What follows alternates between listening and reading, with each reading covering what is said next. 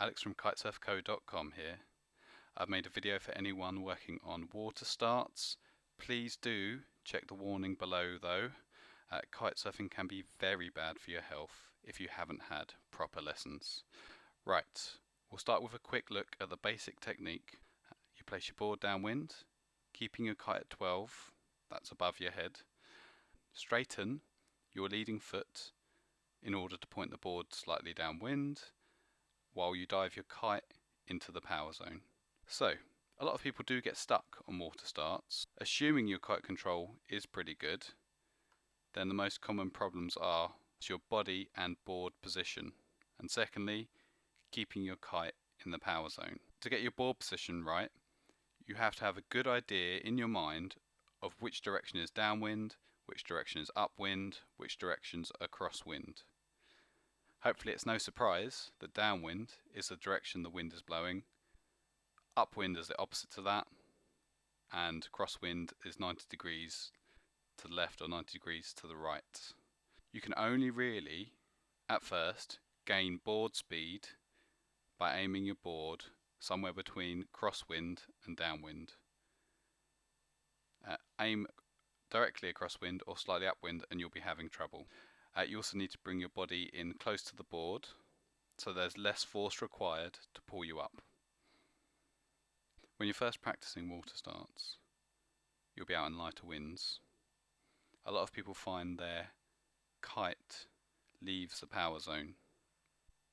If you're getting on the board for a metre or two and then sinking, this is probably happening to you. I've marked the different power zones. If you steer your kite heavily, you can get it to head in a downwind direction from you, and that's where the power is generated. So you see the red zone, that's directly downwind of the rider, that's where the most power is generated by the kite. Unless you're stalling your kite will always fly forwards towards its inflated leading edge. Left to its own devices, a good kite will fly out of the power zone and return to low power, the green zone. You can overcome it by using continued steering. If you're watching the video, the rider steers the kite so that instead of heading into the green, it maintains itself in a higher power zone. So let's look at some water starts that are a little messed up. In this first scenario, the board is pointed crosswind, not pointed downwind. It's square to the pull of the kite and really just fights you getting started.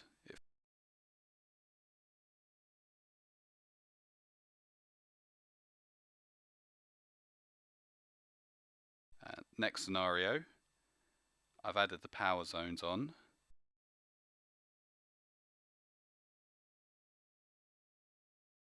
You can see the kite returns to low power.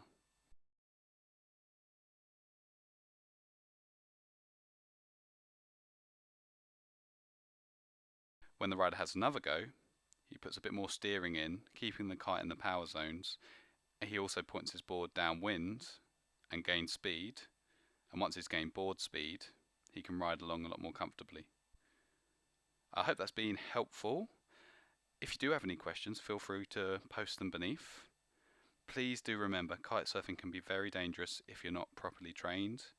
You need certified IKO or BKSA lessons, and please check the warning below. Feel free to have a look through my other kitesurfing videos.